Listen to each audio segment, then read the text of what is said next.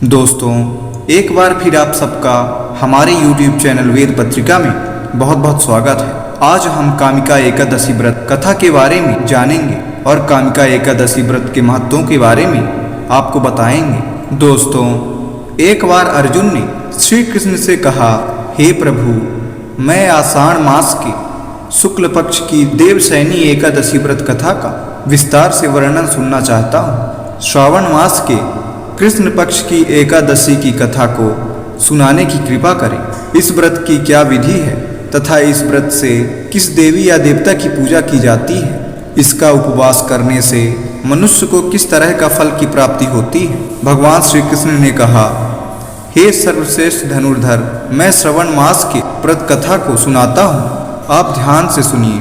एक बार इस कथा को भीष्म पितामह ने लोकहित के लिए नारद मुनि जी को सुनाई थी। नारद जी ने कहा, हे भीष्म पितामह, हमें श्रावण मास की एकादशी की व्रत कथा को सुनने की इच्छा है। नारद जी की बातों को सुनकर भीष्म पिता ने बोला, हे नारद जी, आपने हमारे सामने बहुत ही अच्छा प्रस्ताव रखा है।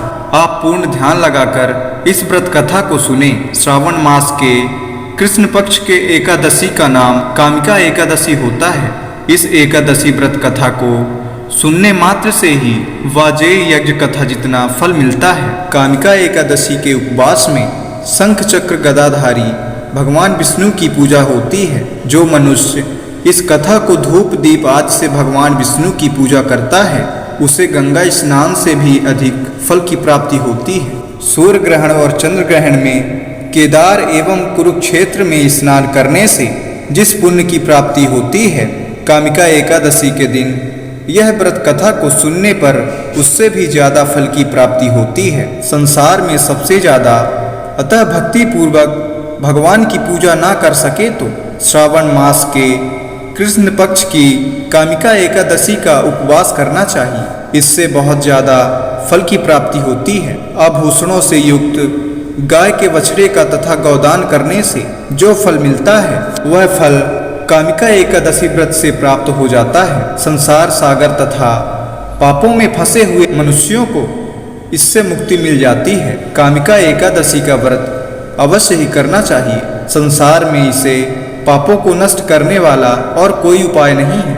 हे नारद जी, स्वयं भगवान ने अपने मुख से कहा है कि मनुष्यों को अध्यात्म विद्या से जो फल प्राप्त होता है, उससे कहीं ज्यादा फल कामिका एकादशी का व्रत करने से मिल जाता है। इस उपवास को करने से मनुष्य को ना ही नरक के दर्शन होते हैं और ना ही यमराज के, वह स्वर्ग का अधिकारी बन जाता है।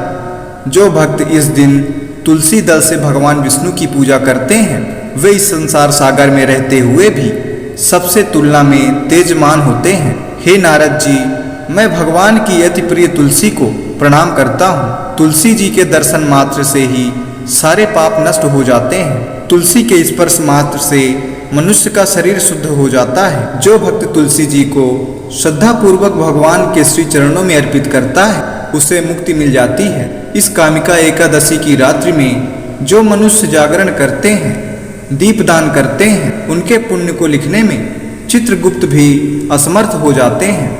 जो भक्त एकादशी के दिन भगवान के चरणों में दीप जलाते हैं, उनके पितृ स्वर्ग लोक में अमृत का पान करते हैं। कामिका एकादशी कथा के अनुसार एक गांव में एक वीर क्षत्रिय रहता था। किसी कारणवश उस गांव के ब्राह्मण से दोनों की हाथापाई हो जाती है और ब्राह्मण की मृत्यु हो जाती है।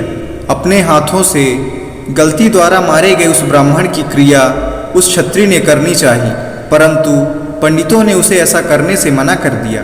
ब्राह्मणों ने बताया, तुम पर ब्रह्म हत्या का दोष है, पहले पश्चाताप कर इस पाप से मुक्त हो जाओ, उसके बाद ही हम तुम्हारे घर पर भोजन करेंगे। इस बात पर क्षत्रिय ने पूछा, इस पाप से मुक्त होने का क्या उपाय है? तब ब्राह्मण ने बताया, श्रावण मास के कृष्ण पक्ष की एकादशी व्रत कथा को पूरे आदर भाव सहित ग्रहण करो, भगवान विष्णु का पूजन करो, ब्राह्मणों को भोजन कराओ तथा उनका आशीर्वाद ग्रहण करो। उसके पश्चात इस पाप से मुक्ति मिल जाएगी। कामिका एकादशी व्रत कथा को पढ़ने या सुनने मात्र से ही मनुष्य को स्वर्ग लोक की प्राप्ति होती है। दोस्तों, उम्मीद करते हैं आपको यह कथा बहुत ही अच्छी लगी होगी। अगर आपको यह कथा अच्छी लगी हो तो आप कथा को लाइक करके और चैनल को सब्सक्राइब कर दीजिए और कमेंट बॉक्स में लिखना ना भूलिएगा। जय श्री हरि विष्णु।